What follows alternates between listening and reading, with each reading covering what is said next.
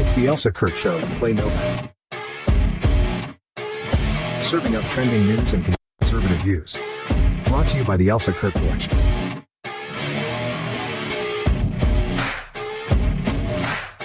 And Refuge Medical. And now, it's time for the show.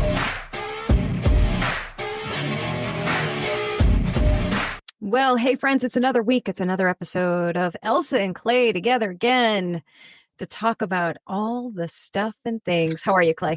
I'm good. Another packed show. You know, the world never lets us down. Never tons does. and tons of stuff to talk about. So maybe not as packed as last week. Maybe it is. Right. Maybe it'll end up being. I don't know. But we got a bunch of stuff. There's a bunch to talk about. How are you?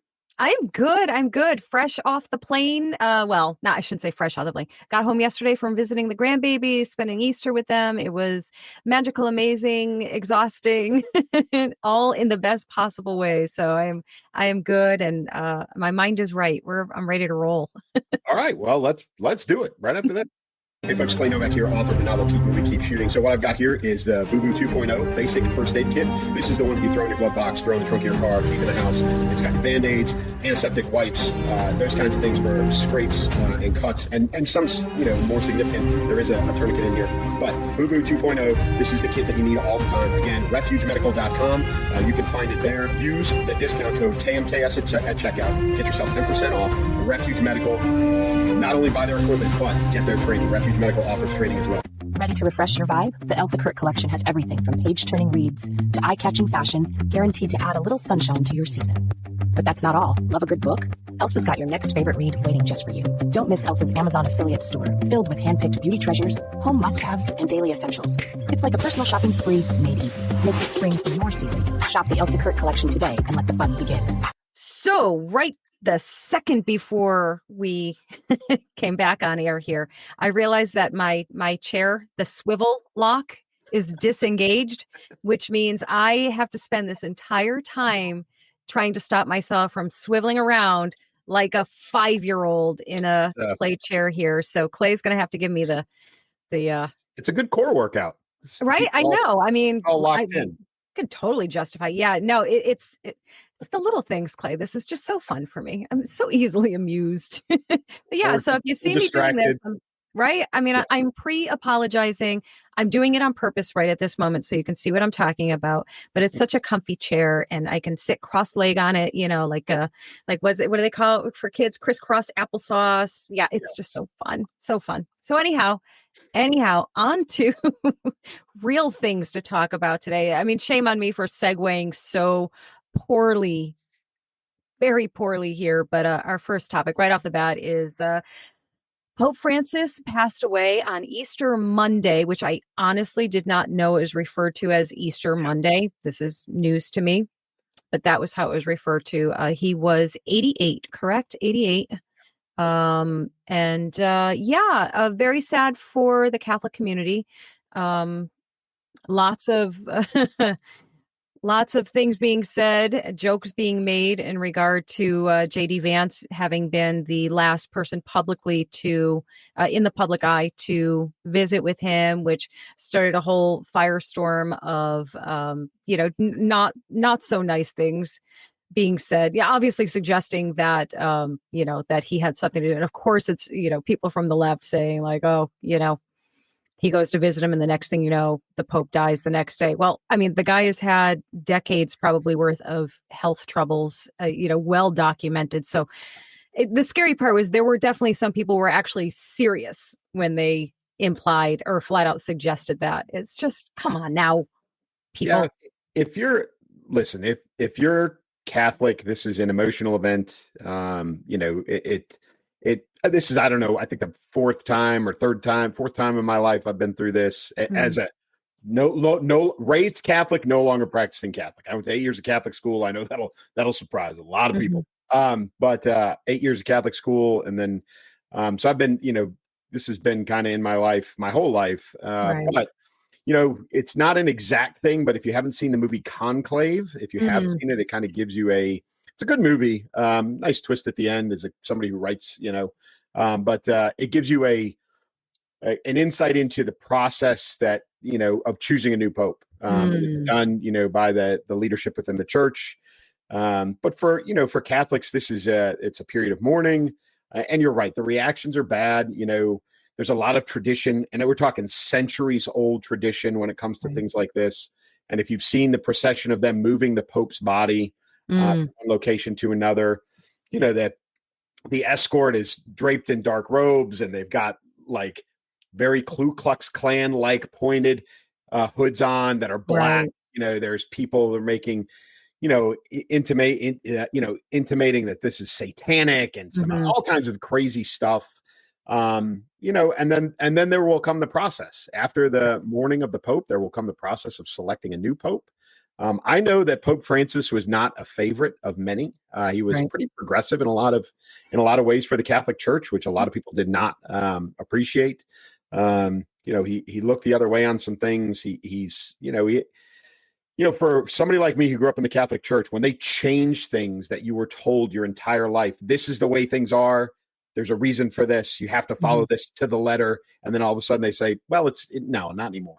That it's a little hard to swallow. And Pope Francis did quite a bit of that while he, wore the hat. But anyway, you've got those reactions. Like you said, you've got the JD Vance. There was a similar one for Zelensky. I don't know if you saw that one. I actually did not see that one. Yeah. It was a bunch of pictures of him with different people that he has met with that have now died, interestingly enough, but again, in poor taste. Right.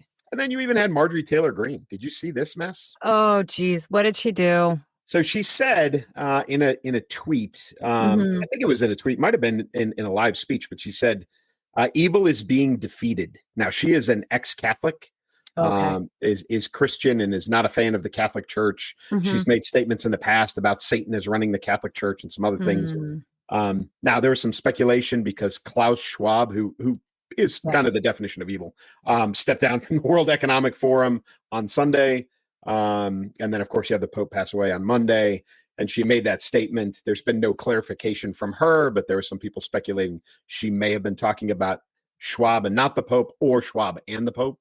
Right. Either way, in poor taste and poor timing. Yeah. So you've got that. But, we're going to go through this. It'll be interesting to see what the church decides if they go to a more progressive or another progressive pope. Yeah, that was going to be my question for you. What you think they're going to do, because it was so polarizing, or he was, I should say, and controversial in a lot of his statements and choices and actions and all of that. So it'll be very interesting to see what the Catholic Church decides to do with that, and similar to Marjorie Taylor Greene, as a Christian, I certainly have opinions about the Catholic Church and the way they do things. And but yeah, I guess there's a little bit of, it's a timing issue, I guess. I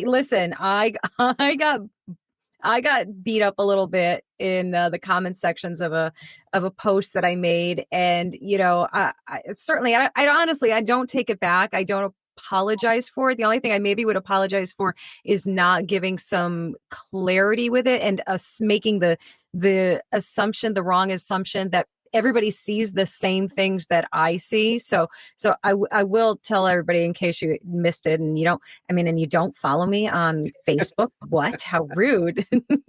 I'm kidding. Of course, obviously I'd love you to follow, but you know what I mean? Okay. So I posted this. Okay. And yes, I absolutely understand why. Hang on, let me get this guy out of here. Of course, I understand why anybody would have been reactive to that if they didn't know why I posted it and what about it that I found funny. So this is why, for those of you who have no idea why I would post something like that, clutch your pearls, gasp. It was actually in response to the many, many posts like this of people, particularly on the left, essentially accusing JD Vance for being the reason why the Pope died. So it wasn't making fun of the Pope passing. It was making fun of the people who thought such a ridiculous thing. So listen, I certainly hope that clears the air for people. I'm pretty sure I got a lot of a handful, at least, people announced their departure from my page. They're unfollow me because that's not funny. Shame on you. You're a Christian. Shouldn't you know better? Listen, it was a joke. Poor taste. I don't know, maybe, but I thought it was funny. So that's that. But yeah, so lots of reactions. I stopped reading them after a while. I was like looking at a handful. I'm like, ooh, touched a nerve there a little bit, I guess. Yeah. You know that for Catholics, and truthfully, I mean, for centuries, the Pope has been not just a religious leader, but a world leader, Right. or at least has been put in that category because of the influence, globally by the Catholic Church and him, whoever him is at the time. The Pope is the leader of the Catholic Church. So people do, it does hit home with some folks, but at the same time, you've got a lot of folks who are leaving the Catholic Church. Because of this Pope. I know a lot of people when he he took his stance with President Biden about abortion and so again, it's the way the church has been presented for many years to a lot of us, and then all of a sudden they take a left turn on things and you scratch your head. This Pope outlawed Latin Mass. Why? Like it didn't, there's a lot of questions asked, but in reality, he's been very ill for the last few months, respiratory issues and all kinds of things. And double pneumonia. Yeah. And all of that. And then they say that this was potentially a stroke that finally took him. So, it'll be interesting to watch, what the Catholic Church decides to do, not just in what type of Pope, but geographically. There's always not a precedent, but there's always a consideration for where the new Pope comes from in relation to the last few popes. Right. So what we haven't seen yet is a Pope of any sort of color. We have seen Hispanic, but they have been like Pope Francis, very light skinned. You'd think they were Caucasian, kind of thing. But it'll be very interesting to see where the next Pope comes from geographically, and then obviously what kind of leanings this Pope has, whether it's very conservative and traditional or very progressive. And I know that Pope Francis, his concern was loss of people in the Catholic Church as a whole. So he was trying to be more progressive, to recruit more, to bring more people to the church. And I think just from an outsider, I think it kind of backfired a little bit. But regardless. It's fun it'll be interesting, not fun, but it'll be interesting to watch as they go into the conclave and there's the voting and, the smoke comes out and everybody cheers and we get a new Pope and all that good stuff. Yeah. How long does that usually take? Is there any time frame? It could be a day. It could be weeks. Wow.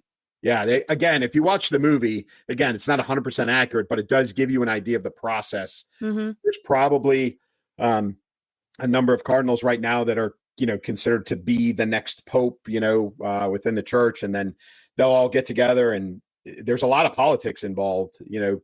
Again, it depends on where, they want to take the church. So you'll have some that are traditional, you'll have some that are progressive, you'll have some that are this or that, and then they'll vote and then they'll narrow down and then they'll vote again and then they'll narrow down. And then, so it could come to, days. It could be a day, it could be weeks, depending on how long it takes them. So they bring in all the cardinals from around the world, they house them in Vatican City. And then they lock them all down when it comes. I was going to say, it's like they're very sequestered. It's very like hush hush, right? Like very little contact with the outside world while it's going on, all that stuff. Yeah. Fascinating. Yeah, it's going to be very interesting to see who they choose next. And, I don't mean this disrespectfully. It's going to come out disrespectfully, I think. But is it always an elderly man? Like, is it always somebody in our lifetime? Yes. Age? In our lifetime, yes. It has been somebody who's, Pope John Paul II, which is, the Pope Mobile, the Pope that got shot with, right. There's a lot of folks that consider him the last real Pope. He was very traditional. But in our lifetime, it has been someone like that. It has been an elderly or older man, taking on the duties. So I don't know. That's a consideration too. Do they pick somebody younger? Right. And who knows? I mean, they may pick somebody older on purpose because it's a lifetime appointment or an appointment until you choose to retire. So, if they put somebody in there who's in their 40s, that Pope could be there for 30, 40 years. Right. Yeah. When you put it like that, it certainly does make sense that there does need to be some kind of reasonable expiration date on that, right? Yeah, for sure. Yeah. I'm really stepping in it with the Catholics, I think, this week. Listen, I genuinely don't need. Will forgive you. A true Catholic will forgive you and move on. That's right. That's right. I mean, isn't that our whole thing? I mean, Catholicism is a branch of Christianity. So we are, same family, different branches, right? I certainly hope that there is a move back towards traditional, simply because it's more in line with the Bible, which is kind of what everything's based on here. So it'll be certainly interesting to see, Yeah, and again, the Catholic Church is still in recovery mode from all of the, sexual issues with minors and altar boys and all those things over the years that, still doesn't sit right with an entire generation of people. So we'll see what they do to try and recover, but it'll be interesting to watch the process, if nothing else. Right. Yeah. Yeah. I wouldn't say I'm looking forward to watching, but I'm interested in seeing how it plays out. Yeah. Right. You're always like kind of prefacing how you say that, but yeah, interesting times. And boy, oh boy, like I said, just to kind of expand on it a little bit, that that comment section of those posts, besides the wanting to fight me, was really a fascinating insight to the sentiments of Catholics and non-Catholics and just people in general. And yeah, I mean, it was definitely representative of all the sentiments, of the, extreme reverence and support and love for the Pope and sadness at his passing, to the outright, mean and everything in between. So, it's like you said, that the reactions to this and what they do next is really, I think, incredibly pivotal for the Catholic Church as a body, right? Sure. Yeah. Well, and listen, I'm not going to make any predictions. You know me, I love to make them, and I'm usually pretty accurate. But you're pretty good at it. Yeah. This one, I'm a little too far removed from this. I'm not predicting it. However, changing topics. Yeah. My boy I know where you're going. Trying to make me right. He is. Dude, he's got to stop it. He's trying to prove me right. Oh. So for those that didn't see or didn't hear, for a second time, Secretary of Defense Hegseth sent on the same app, on Signal, he sent another message about another bombing operation against the Houthis to his wife, his lawyer, and his brother. Now, his wife used to work or still works for Fox News, used to work. His lawyer is his lawyer. And his brother, I think, my understanding is, does work somewhere in the Department of Defense. Okay. However, why? Like, didn't learn his lesson from last time. Yeah. I don't understand what's happening here. I don't understand. I simply don't know how this one was leaked. What exactly, do you know what exactly happened that this became public information? So there are, I think I read 4 confirmed sources, or 4 sources, reliable sources, confirmed this. I'm interested in the fact that there were 3 people who were escorted out of the Pentagon in the last week.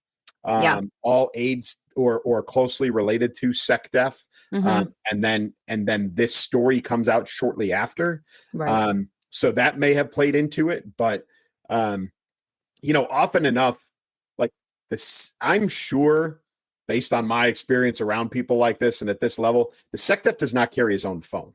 Okay. He's got an aide or senior military advisor. Somebody else carries his phone for him. And so not hard to get, someone's trusted with that, but you never can tell, who you can trust nowadays. So that may be it. Somebody may have had access to his brother's phone, his lawyer's phone, his wife's phone, who knows?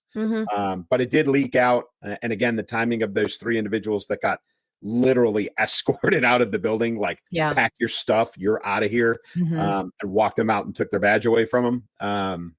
The timing of that relation to this is very, very interesting. And I would guess related. Yeah. I mean, so it's, I think it's really fair and safe to say that Hegseth has had a target on his back from the get-go.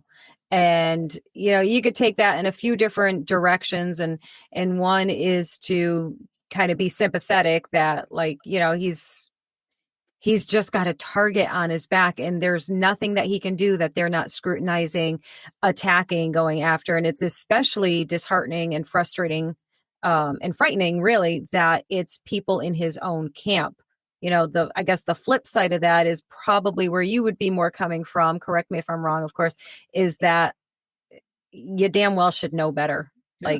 Like, what are you doing? Unfortunately, lends to your critique of him that he's inexperienced, and just maybe not the man for the job. And I honestly, I don't have an opinion on this. I mean, I have I wish I can't, I don't have an opinion on it. I don't know if he's right or wrong for the job. These are definitely big missteps, whether it was his fault or not. It's a bad look. The optics obviously are bad.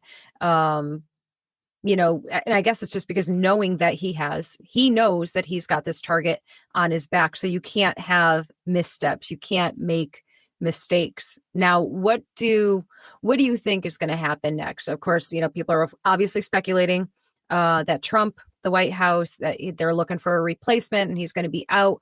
They are currently denying that. They're saying everything's great. What do you think?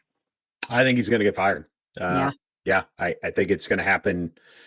They won't need another excuse if they're smart and if Hegseth is smart. Mm-hmm. And truthfully, I don't think he is. But if he was smart, he would walk in, or this would be played out that he walked in and handed his resignation to the president. Right. And leave with some dignity intact. Save some face. Right. Save some face. Go back to Fox News. Sit back on the couch in the morning, or maybe get his own show or whatever. Right. I would assume that's how it's going to go, but I think he is going to get fired. But here's the problem: is that's not his personality, which is why he rubs a lot of people within the DoD the wrong way. Because as a culture, humility is that's who the military is. That's who we are. Right. It does. And the people who don't have that humility get ostracized. There's nobody that veterans hate more than the veteran who goes into, Outback Steakhouse on Veterans Day and demands his free meal. Like that is, it rubs a lot of veterans the wrong way. Yeah. Quiet professionalism, hey, thank you for your service makes a lot of us, including me, uncomfortable because we don't really know how to handle it. And we don't do it to be thanked. Right. Right. Here's the problem is that you've got somebody like Hegseth who, and I'll put it in the context of, he keeps talking about this meritocracy. He's reestablishing a meritocracy within the Department of Defense. Yeah. Do your job, do it well, and you'll be rewarded. There's no politics. It's not about race. It's not about creed, culture, religion, any of that stuff, right? It's about meritocracy. Pete Hegseth, with zero humility, stands in front of the entire Department of Defense, knowing that he earned no part of his appointment. He is loyal to President Trump. That is his qualification. That is politically appointed, and has no, humility to say, listen, folks, I'm here. I'm learning every day. I'm this, I'm that. He does two mistakes like this on Signal. And the first time it was, it's not a big deal. It wasn't classified. I didn't do anything wrong, blah, blah, blah. And everybody around him looks at him and goes, seriously, shut up, man. And then he does it again. Right. So that's what rubs people the wrong way. And I think it's going to start to breed a lot of discontent within DOD, even for people who are supporters. It just looks bad. And I think he is not long for that office, truthfully. Is there anyone that you can think of that you would like to see in that position? Can we nominate you? No, wait, no, then I'll lose you as a co-host. Never mind. I take it back. No. I take it back. I have volunteered to take over the ATF. Like I said, I will do that. Like they handed that off. They took it away from Kash Patel and they handed it off to the Secretary of the Army for some reason to be the acting director. I'll do that job. Give me that one. But SecDef, no thanks. No thanks. But are there people that I know? I think we probably, General Austin, Secretary Austin left such a bad taste in people's mouths about a former general sitting in that seat that there probably needs to be some time and space before they do that again. Yeah. I think there's probably plenty of business leaders out there that can handle the job, that are familiar with, the Department of Defense, who are not kind of connected to it. So nobody from the defense industry. We don't need anybody from, Harris Communications or General Dynamics or, any of the big defense contractors. But there's plenty of people out there who can do that job. I'm still, Condi Rice, I think is still, that was always her dream job. And I think she would be a great SecDef, but I don't think anybody's, knocking on her door for that. So, but she would be, in my opinion, a great pick. Nice. Okay. Well, we're going to see what happens. Do you think it was these things that have just happened, the signal things, genuine security risk or just simply bad optics? Yeah, truthfully, I've seen in a couple of places what he transmitted to folks, and I will tell you it does not qualify as classified information. Okay. Those of us, and listen, I've said this before. I have Signal. I have used it with friends of mine in the military or retired folks, and we've talked about what you would refer to as sensitive but not classified information. Right. And we all know there's a language that most of us speak. It's very much like the mafia. Like, hey, did you take care of that thing? And everybody knows what you're talking about. Yeah. You're just not saying it out loud. Right. So most of us know how to temper our language, to say the things that you can say and leave out the things that you can't say, and people still understand what's going on. And his transmissions on Signal are a lot like that. So, he didn't give out, he's walking a fine line, believe me, but it's like, hey, Operation Houthi. So he's given a general area. He's not given a specific, he's not necessarily given, aircraft time and packages and, who's flying what and where and what time and all. He's not giving away any of the super details, but it is very, very sloppy. Yeah. And shouldn't be coming from his account. So, did he really violate regulations? Not that I could see, but is it really poor professionally? Yeah, it's really bad. Yeah. Okay. All right. We will see what happens. You gave your prediction. You think he's going to be out. Okay. I think, what's today? By the way, it's Wednesday. Yes. It's Wednesday at 4. We started this at 4 Eastern time. What's the date? The date is the 23rd. I'm going to say mid-May. He's gone. Wow. Okay. Yeah. All right. Guys, listen, Clay's been right. See what happens. Yeah. I will be fair and say not every single thing, but only because I'm not positive and I can't say that with like 100% certainty, but probably pretty gosh darn close. We should have been keeping score. We should have like a tally board or whatever it's called up where we can just kind of put the little tallies on there. Yeah. Might happen. That could happen. Could happen. Oh my goodness. What we got next? Oh, Real ID. So I'm gonna be honest with you. I did mine like, I don't know, whatever the last time I had to renew my license. Like maybe I think I'm getting due again. It's like 3 years ago, I think that I did it. Well, I don't know. Whenever I had to do, let's put it this way, whatever it was, they were first offering it and they're like, oh, it's going to become mandatory, and whatever date they gave, and that date like came and went, and now here it is. What is it? May 7th? Yeah, May 7th. So this is what kills me is that this was passed. Real ID was passed in 2005. Okay? Right. It's like Obama era, right? This is George Bush. This is still like what did you say? 2005 like Patriot Act kind of stuff, right? Yes. So 2005 it was passed initially, and then 2008 DHS started sending out like, hey, this is going to be the requirement. Yep. And then 2012 is when they started really kind of discerning and implementing some things. This is not new news. Now, you're right. There was a date and it was COVID-ish. So it got pushed, right? So this was actually supposed to happen 3 or 4 years ago. Right. And then they pushed it, and now they've said, yes, it's May 7th, 2025. So for the people who are like, oh my God, I had no idea this was coming. State. then you've been sleeping, because this is not new news. Right. And there is the speculation. I mean, you see the banner at the bottom. Is this government surveillance with a smile? And there's a lot of people that say yes. And I would tell you, because it was associated with the Patriot Act, there is a government surveillance aspect to this. I have no doubt in my mind that that's part of what this is because of the genesis of it all. Yeah. I mean, I don't know. I don't know how to feel about it, to be honest with you. You look at both sides of this, as American citizens, so do we want more government watching us like Big Brother, blah, blah, blah, that stuff.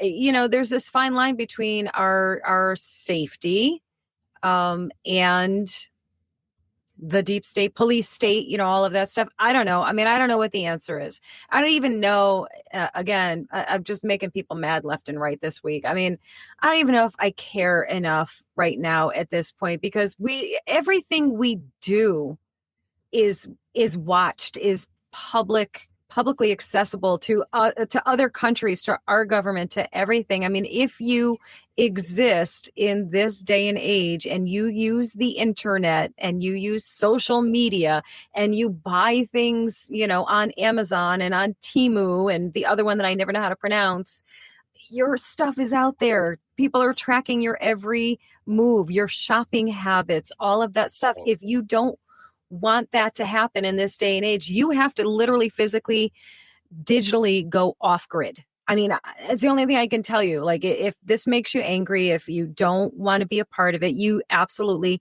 have to go off grid, cut up your credit cards, all of the things. I mean, right? Am I wrong? No, you're right. You're 100% right. And the reality is that, this is verification of information that's already out there. So if you have a driver's license, right? And, I know you did this like 3 years ago, but if you have a driver's license and you went from your old license to a Real ID verified license, that's all they're doing is verifying what's on the driver's license. Right. Right. You're not giving them more information. You're just verifying what's true on there. Yeah. And a lot of people are upset because, this restricts travel, blah, blah, blah. One, again, this is not new news. People have plenty of time to react to this. Yeah. Two, nobody says you have a God-given constitutional right to fly in an airplane, right? If you don't like it, drive. Just drive. Yeah. And if you don't have access to that, or you can't do that, oh well. There's choices in life. But and I get the people that, Patriot Act and they're tracking us but everything you said is true.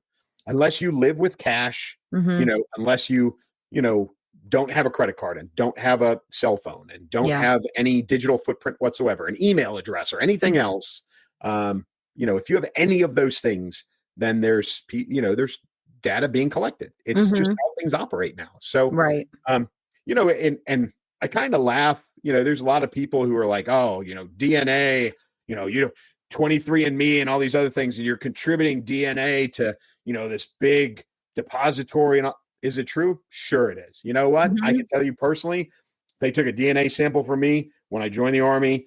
Mine's been in a big database since like 1993. Okay. Yeah. This is not new news. It's just people get worked up about this, and trust me, I'm not for government surveillance, but is this meant to keep all of us safer? Sure it is. If you're a person who says, I don't want real ID, but close the borders, like, you're not making any sense. Yeah. Well, excellent point, because there's what might be the irony a little bit there, only in the sense that we often, when we have all our topics, we're referencing reactions from the left, but this is actually a stronger reaction from the right. The right is very displeased. That's a generalization, of course. But the right is who is very displeased with this and having a problem with it. So, but again, I mean, people who passed it. Right. 2005, go back and look who's responsible for this. Yeah. Yeah. This is a very conservative post 9/11 George Bush era administration that passed this. Right. So, you're right. This is a reaction from the right. This is a reaction from, the MAGA world of, and it is, you could almost say it's a libertarian thing, but it's not. It really is the conservative right who are complaining about this the most, who are the same people who passed this. So, I'll tell you the same thing that you tell everybody else who's complaining about America. If you don't like it, go live somewhere else.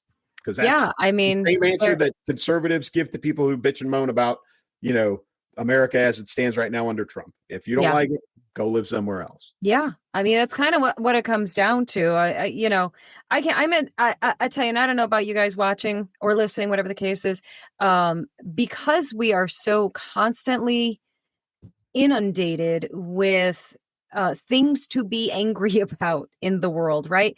I have taken this kind of stance more so than ever. I think I've always kind of been like this, but more so than ever these days. And maybe it's part of my Christian walk here that I've taken such a step back in not learning, definitely not learning. I love to learn about what's going on in the world and understanding it, but caring less, getting less worked up over the things.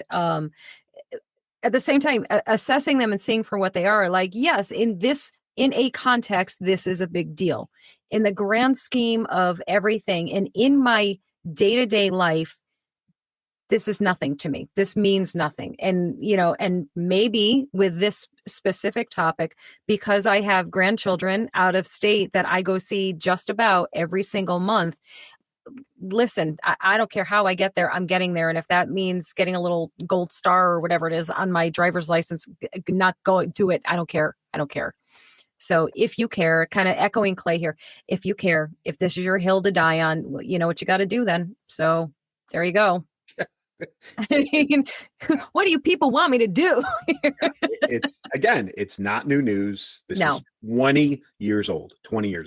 Yeah.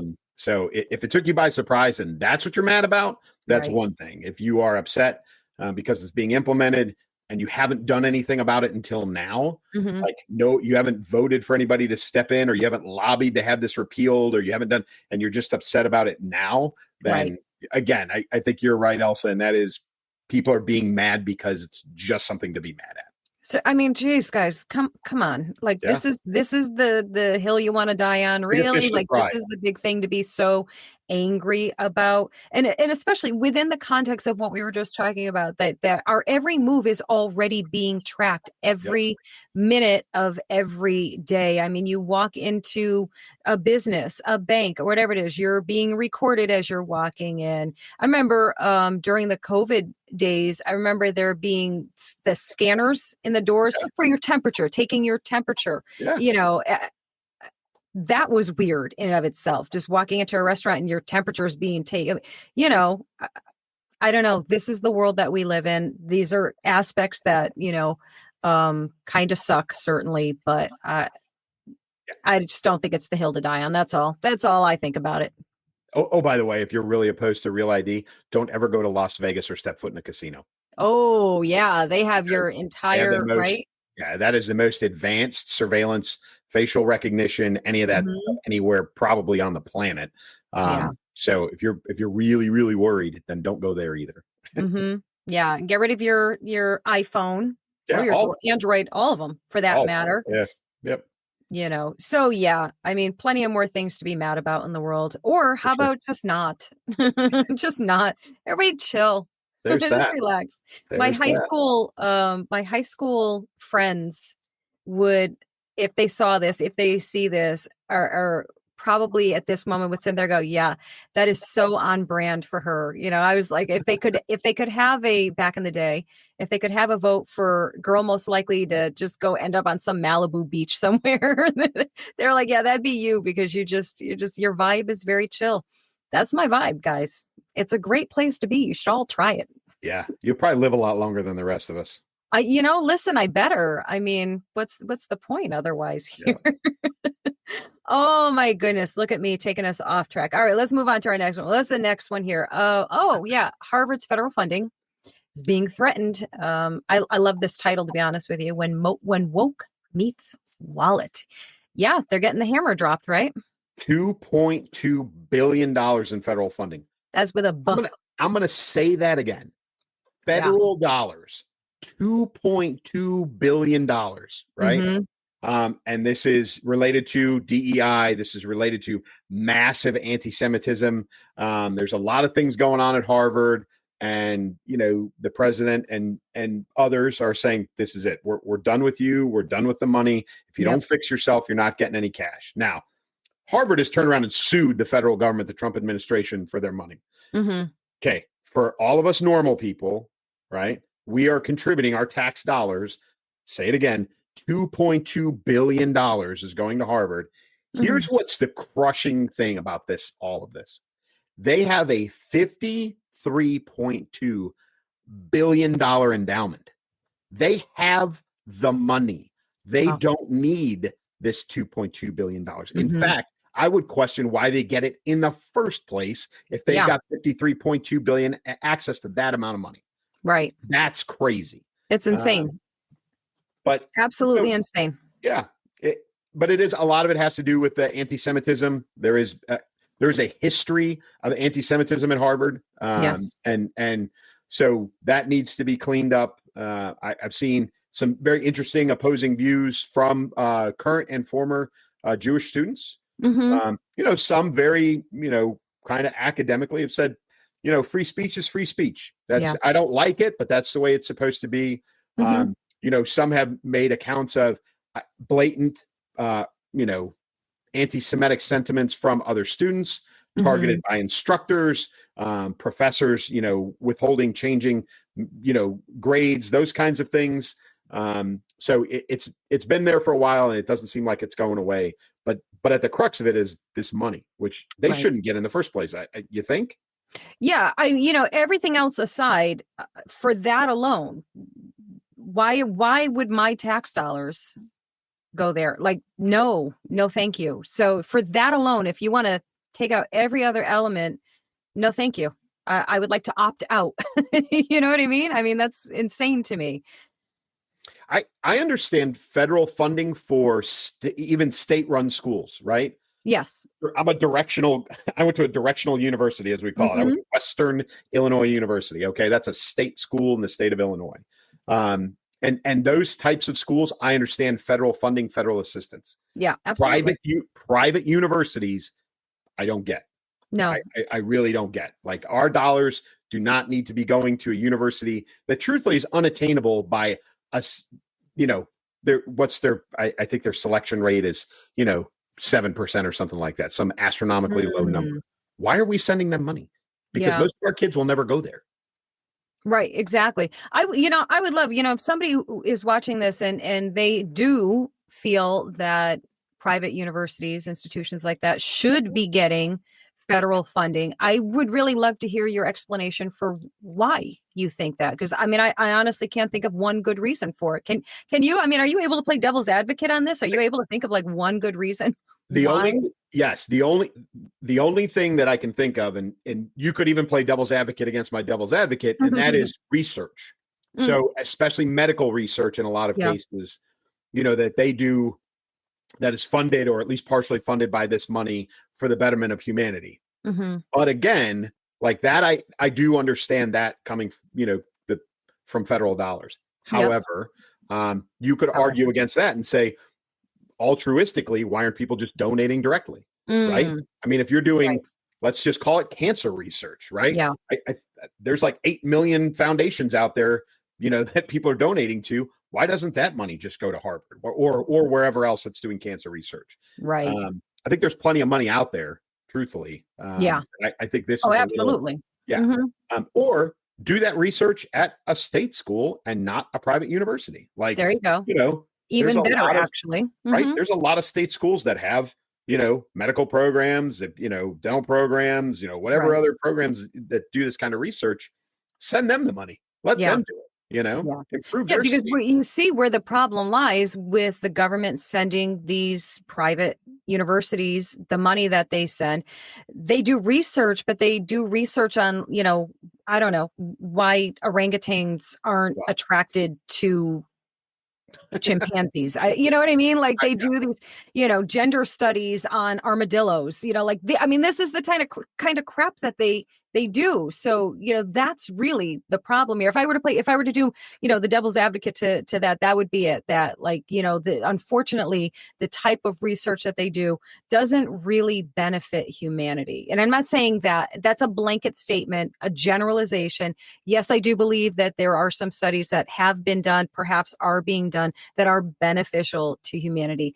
But really this has to do directly with, like you said, the DEI initiatives and studies and all of those things. And of course, the anti-Semitism that they're not addressing, they're not doing anything about, and it's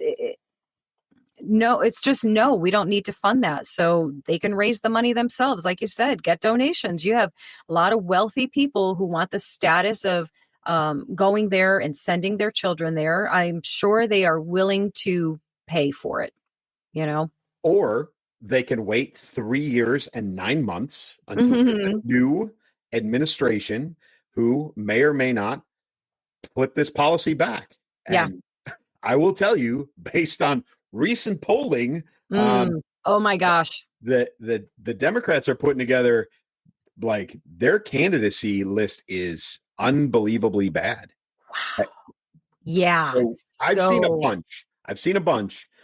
Probably the most prominent one is from The Hill. And let me just read you their top 10 in, descending order, right? These are I'll do it David Letterman style. These are the top 10, right? For those of us that are really old, the top 10 picks for the Democratic Party to run for presidential candidates for 2028. Number 10 is Stephen A. Smith of ESPN. I did see that. Yes. He's gotten very political in the last probably 9 months or so, but he's on the list. Number 10. Yep. Number 9, Rahm Emanuel from the Obama administration and former mayor of the city of Chicago. Disastrous. Pete Buttigieg at number 8, right? Mediocre mayor, even worse, transportation secretary. JD Pritzker, governor of the state of Illinois, is number 7, although I will throw a prediction at you. So Dick Durbin, who is a senator, one of the most senior senators, and has been in Illinois for a long, long time, is not running for re-election in 2026. Okay. Novak's prediction is that Pritzker is going to take his seat. Oh, okay. Yeah. Building the resume for a presidential run later on. So he's number 7. Number 6, your friend and mine, Kamala Harris, which will put Elsa right back in business. I mean, for that alone, let's go. Let's go. Let's see. Number 5 is Governor Moore from Maryland. Not truthfully all that well known. No. Number 4 is my personal belief, which is Gavin Newsom. Yeah. I think he's the number 1. Number 3 is Gretchen Whitmer. Yep. Number 2 is Governor Shapiro, who got a phone call from President Trump after the fire, by the way. He did. And the number 1 on multiple lists, not just this one from The Hill, but on multiple lists, I cannot believe this. The number 1 drum roll, please, speculated candidate is AOC. What? Yeah, AOC. She's number 1, speculated to be the number 1 preferred candidate for president for 2028. Wow. Thoughts? Okay. Questions first. One being, really? Is her popularity with that crowd that high? Is that really how? So you context matters, right? Yeah. And so here is the thing to really to put all of this in context, and then you can keep going. But the approval rating for Democrats in Congress is it's the worst it's ever been. Yeah. So when you say, is her popularity that high? Yes, but in a very, very small population. Yeah, so, okay. Truthfully, to be the number 1 vote getter out of 7 people, you know what I mean? Like if 7 people are picking, it's not really saying much. Not saying a whole lot, but she is number 1. Please continue. Okay. So, this is probably, I'm going to show you a little image here. This is, do you think this would be their version of the dream team?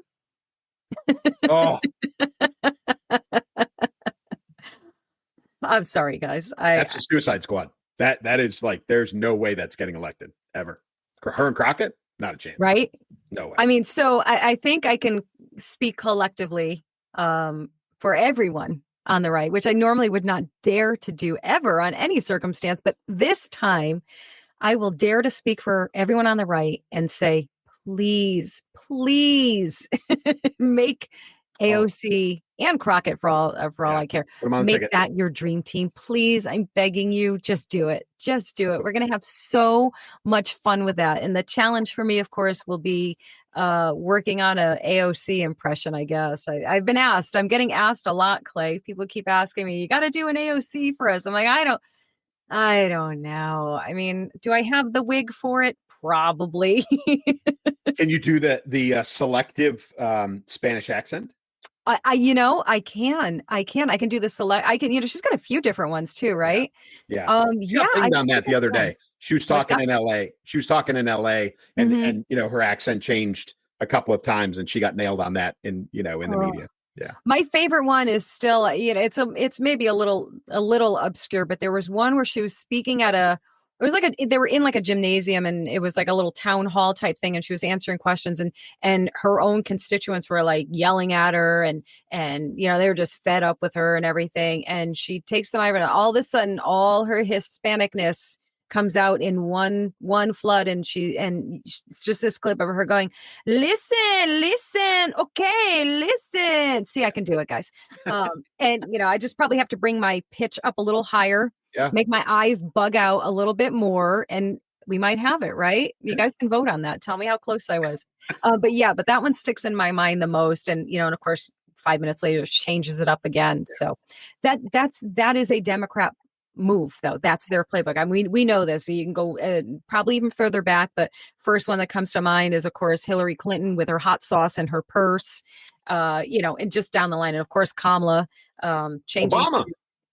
Obama's notorious for that. Yeah, You're right. Yeah, they did. I want to say it was near the tail end of his second term. ESPN used to go to him every year, and he would fill out his bracket. They would do a special with him. And he would fill out his bracket on a big board, and he would, because he was a basketball guy and all this other stuff. And somebody I remember in his last term took 2 clips of him in the same day, and he was wearing the same suit, right? So when he did the ESPN thing, I think he was maybe just in the dress shirt with like the sleeves rolled up, so he looked like a cool guy. But earlier in the same day, he was in his very political mode, and he talked in his very political fashion. And then when he was filling out the board, he was talking to the college basketball fan base, kind of very, very different tempo. Changed it up for them. Oh, yeah, 100%. Yeah. Yep. And I'll tell you what, I have never, ever even once heard President Trump do that. Couldn't if he tried. No, he definitely could not. He couldn't. It would ring so false, first of all. But yeah, I mean, my only point being is like, that is definitely a primarily Democrat thing to do, to play to pander to your audience of the moment. I mean, how much more proof can you have of that? And please, if you've got proof of anybody on the right doing it, I would love to see it. Throw it in there, throw it in the comments, because I'll go check it out and I'll call them out for it too. So it's at best obnoxious, at worst highly offensive to everyone. But, anybody on the right that does it deserves the same ridicule. Heck yeah, they do. Heck yeah. So if you know anybody, give me a link. Show me. I want to bust on them too, because I don't care. Yep. Oh, man. Interestingly, not on that list that I saw on. It wasn't on the Hills list, and I think I only saw him in one other place. Was Cory Booker, but I did see him out there. Who I thought interesting. That was interesting. Yeah. Yeah. I mean, and he's positioning himself. I mean, remember his whole grandstanding there, his whole nonsense thing in Congress. He is trying to position himself, and he did not make that list. Interesting. Nope. The only thing I can guess is that he's so thoroughly unliked by everyone around him. I mean, he is really just on sight. You kind of want to give him one. Totally unrelated. We only have just a minute or so left, but I just have to. You said something about a picture or an optic or something, and it made me remember this. Did you see the Easter picture from the Biden family?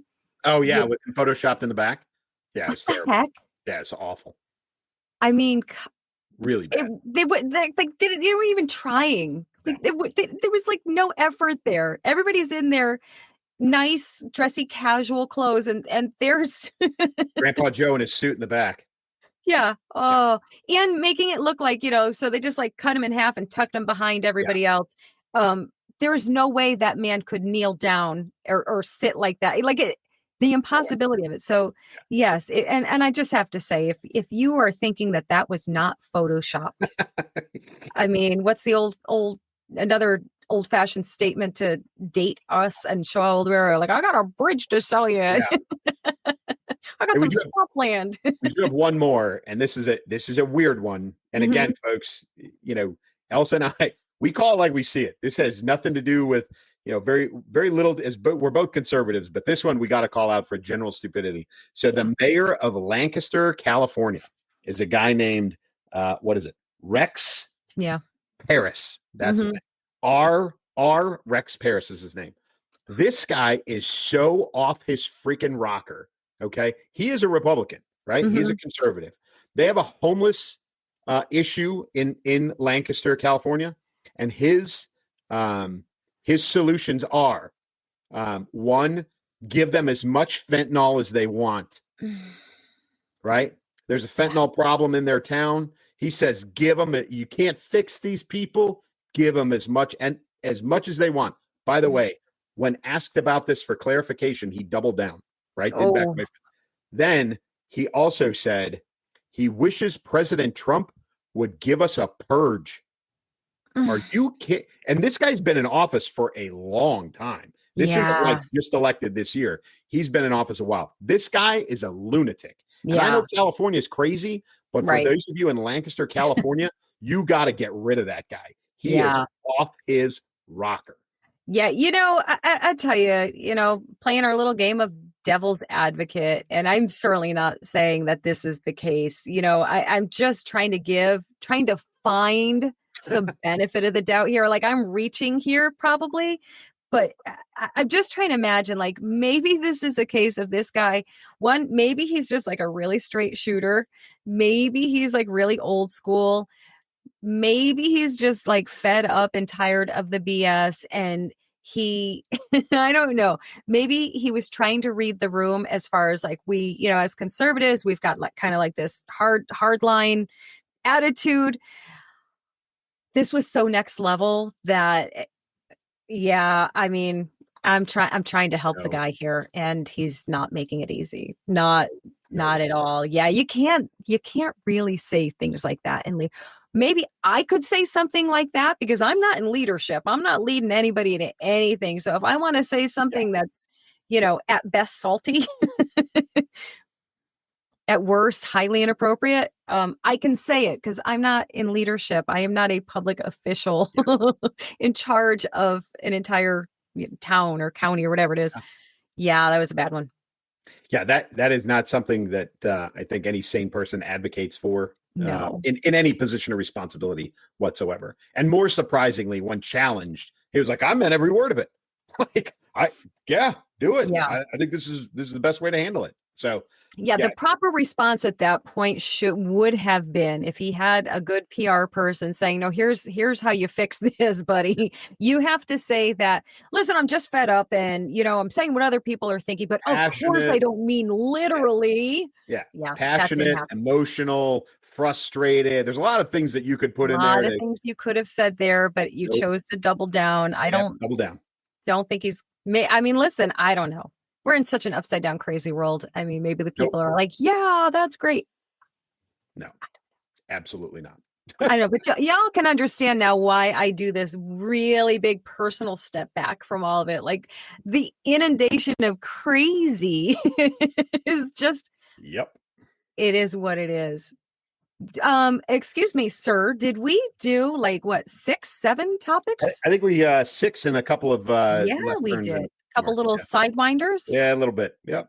I mean, I might dare to say we're kind of pros at this. Yeah. I think we're over a year and a half, right? I think we are. August will be 2 years for us, I think, right? August will be 2 years. Yeah, that is for sure. Yeah. Yeah. Awesome. I love it. We did it, guys. And as always, we like to close out the show with a little appreciation for y'all Yes, I just came back from the South. You got to let me have it. Yeah, you guys are amazing. We love engaging with you in the comments section. We highly, highly encourage you to like, share, follow, subscribe, do all of the things. It helps us help you get all of your information in one spot so you don't have to watch all of the stuff and things, right? Yeah, I mean, that's, I almost feel an obligation to Elsa every week just to have this conversation to keep her on point. Yes. Yes, you do. You do. And look, I mean, are you proud of me? Because I don't think I was rocking in my chair when I watched this. No, you did good. Yeah, right? You were not distracting at all. There was a little bit of movement, but not like, not like we thought. Exactly. Not like we thought I was going to do. I mean, it was very tempting. Like my intrusive thoughts definitely kicked in, and I was so tempted to once or twice to just do the full spin, just for no reason whatsoever. That's the comedian in me that, I got to do silly things here and there, but I try and keep it a little straight laced for the show. I was expecting the little kid stuck at the bank or the car dealership with the parent while they're filling out paperwork and spinning around randomly on chairs, things of that nature. But you did good. Yeah, I did good. Yes, I'm patting myself on the back for that. I just, I'm childlike like that. I like praise. I love it. It's good. Oh my goodness, guys. All right. So Clay told you right at the start there pretty much that this is Wednesday for us. We're all watching together on Thursday. And and we'll be back with more fun stuff next week. Clay, you want to close them out? Do you have any additional updates, book updates? No, nothing right yet. now? But, okay. I do have another phone call with new publisher tomorrow. There's discussion of audiobooks, which I know people have been clamoring for. And there's discussion of me narrating audiobooks. We'll see how that turns out, but that's it. So, we'll see you in the comments section and we will see you next week. But in the meantime, keep moving, keep shooting. I love it. Take care, guys. Warrior, leader, author, patriot. From Ranger School to the battlefield, from the front lines of combat to the front lines of culture, retired Lieutenant Colonel Clay Novak isn't done fighting for truth. Catch him on the Elsa Kurt Show and read his no-holds-barred blog at claynovacauthor.com. Keep moving, keep shooting. If you've ever looked around and thought, this isn't normal and it sure isn't biblical, you're not alone. And guess what? You're not crazy, you're discerning. That's why I wrote Truth Bombs and Grace Grenades, a bold, unapologetic book for believers who are done being silent while the world screams lies. From gender confusion to political idolatry, from woke theology to spiritual apathy, we're hitting it all straight on, straight up, and backed by scripture. This isn't a rage-fueled rant, it's a rally cry, a wake-up call to stop apologizing and start boldly living out the gospel. Whether you're a new believer or a disillusioned disciple trying to find your footing again, this book is for you. It's packed with truth bombs, grace-filled strategies, and practical tools to help you speak truth with love, raise warriors, not worriers, dismantle lies with biblical clarity, and rebuild with grit, grace, and gospel power. The culture doesn't need more compromise. It needs courageous Christians. So if you're ready to push back against the chaos with bold faith and real truth, grab your copy of Truth Bombs and Grace Grenades on May 6, 2025. Let's shake things up with truth and grace.